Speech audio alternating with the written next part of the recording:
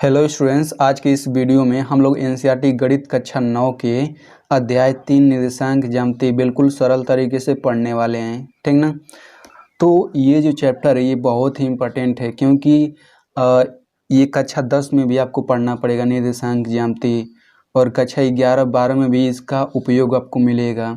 तो हम लोग इस वीडियो में इसका बिल्कुल बेसिक से समझने की कोशिश करेंगे, तो आप लोग इस वीडियो को पूरा लास्ट तक देखिएगा। ठीक ना। तो सबसे पहले हम लोग ये समझ लेते हैं कि आखिर निर्देशांक ज्यामिति की उत्पत्ति कैसे हुई। ठीक ना। तो जैसे मान लीजिए हमने ये एक आयत की तरह ये एक कागज़ हम लोग इसे मान लेते हैं। ठीक ना।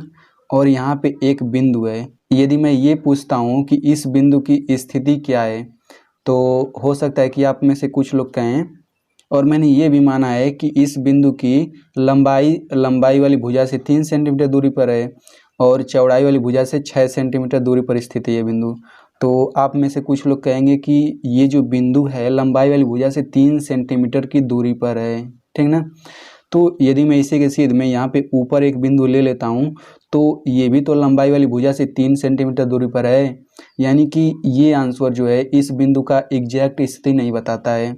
और हो सकता है कि आप लोग में से कुछ लोग ये कहें कि इस बिंदु की स्थिति चौड़ाई वाली भुजा से 6 सेंटीमीटर दूरी पर है। तो यदि मैं इसी के सीधे में यहाँ पे कोई एक बिंदु ले लेता हूँ, तो इस बिंदु की स्थिति भी चौड़ाई वाली भुजा से 6 सेंटीमीटर दूरी पर है, यानी कि ये आंसर जो आप लोगों ने दिया ये भी इस बिंदु की स्थिति एग्जैक्ट नहीं बता पा रहा है। ठीक ना। ठीक ना। तो यदि आप में से कुछ लोग कहेंगे कि इस बिंदु की लंबाई वाली भुजा से 3 सेंटीमीटर दूरी पर ये स्थित है और चौड़ाई वाली भुजा से 6 सेंटीमीटर की दूरी पर स्थित है, तो ये जो आंसर है ये बिल्कुल करेक्ट स्थान इस बिंदु का बताता है। ठीक ना। तो ऐसे ही बिंदु की स्थिति बताने के लिए हम लोग जिस पद्धति का प्रयोग करते हैं उसे हम लोग कार्तीय पद्धति कहते हैं। तो चलिए समझ लेते हैं कि आखिर कार्तीय पद्धति में क्या होता है। तो सबसे पहले हम लोग एक रेखा खींच लेते हैं कुछ इस तरीके से।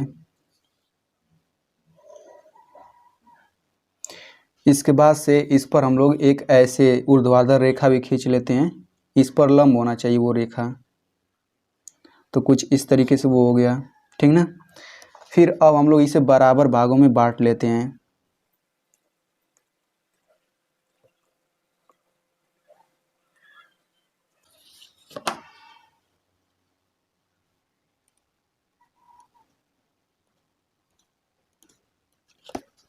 अब इसे बराबर भागों में बांटने के बाद इसे हम लोग मान लेते हैं 1 2 3 4, ऐसे ही आगे बढ़ता जाएगा। ठीक ना।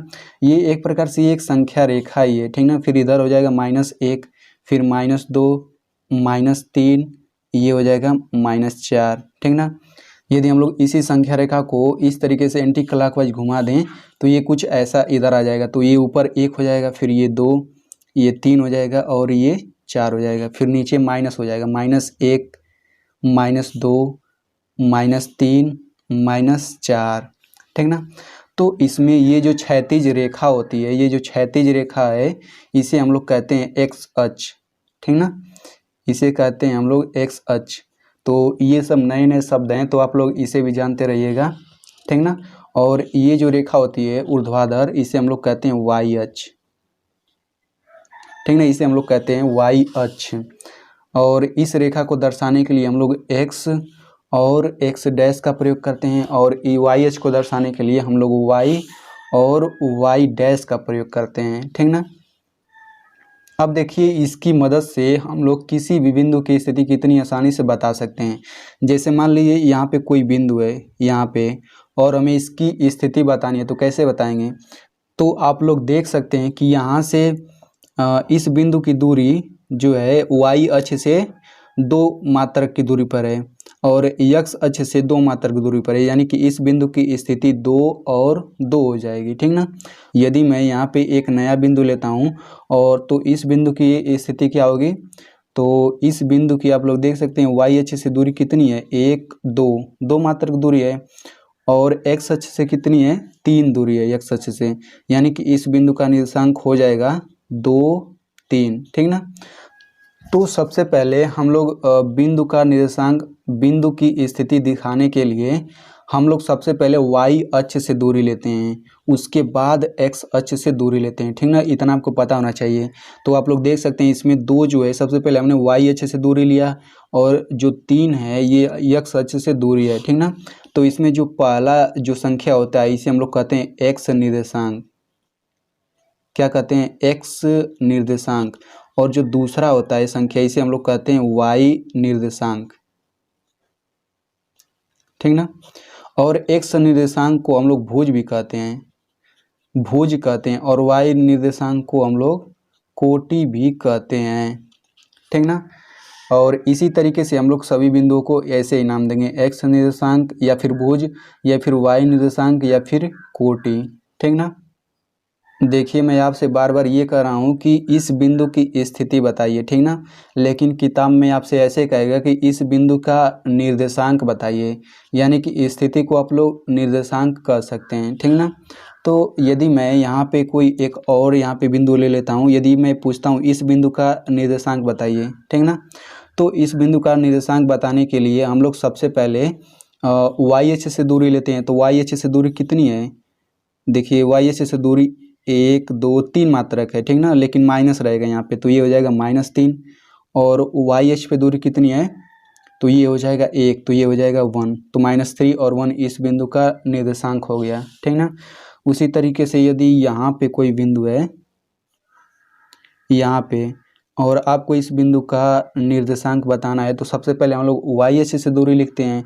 तो y अक्ष से दूरी कितना हो जाएगा यहाँ से इस बिंदु की? तो ये हो जाएगा 1 और 2, यानी कि ये 2 हो गया, लेकिन ऋणात्मक चिन्ह के साथ रहेगा। और इसी बिंदु की उसके बाद से x अक्ष से दूरी लिखेंगे। तो x अक्ष से दूरी ये हो गई, यानी कि 1 2 3, ये हो जाएगा -3, ठीक ना। और इसी तरीके से यदि हम लोग इस बिंदु का निर्देशांक पता करें, तो सबसे पहले y अक्ष से दूरी लिखते हैं। तो इस बिंदु की y अक्ष से दूरी कितनी हो जाएगी? ये हो जाएगी 1 2 3, तो ये हो गया 3, क्योंकि ये धनात्मक है। अब इसके बाद से हम लोग y अक्ष का निर्देशांक लिखेंगे। तो y अक्ष का निर्देशांक निकालने के लिए हम लोग x अक्ष से दूरी लिखते हैं। तो x अक्ष से दूरी ये रहा, ठीक ना। और यहाँ से आप देख सकते हैं 1 और 2, 2 मात्रक इसका है, और ये ऋणात्मक है, तो हम लोग लिखेंगे -2, ठीक ना। ये संख्या रेखाएं दोनों कार्तीय तल को 4 भागों में बांटते हैं। ये पहला भाग, ये दूसरा भाग, ये तीसरा भाग, ये चौथा भाग, ठीक ना। तो इसमें जो ये पहला भाग है इसे हम लोग कहते हैं प्रथम चतुर्थांश, इसे हम लोग कहते हैं प्रथम चतुर्थांश। और ये इसे हम लोग कहते हैं द्वितीय चतुर्थांश, ठीक ना। और इसे हम लोग कहते हैं तृतीय चतुर्थांश, और ये होता है चतुर्थ चतुर्थांश, ठीक ना। और इसमें अगर बात करें तो x निर्देशांक और y निर्देशांक दोनों धनात्मक होते हैं, प्लस और प्लस, आप लोग देख सकते हैं।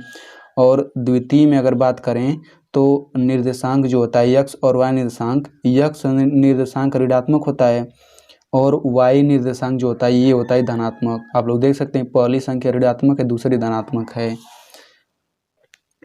और यदि तृतीय चतुर्थांश की बात करें तो इसमें दोनों ही निर्देशांक ऋणात्मक होते हैं। देखिए दोनों ऋणात्मक संख्याएं हैं।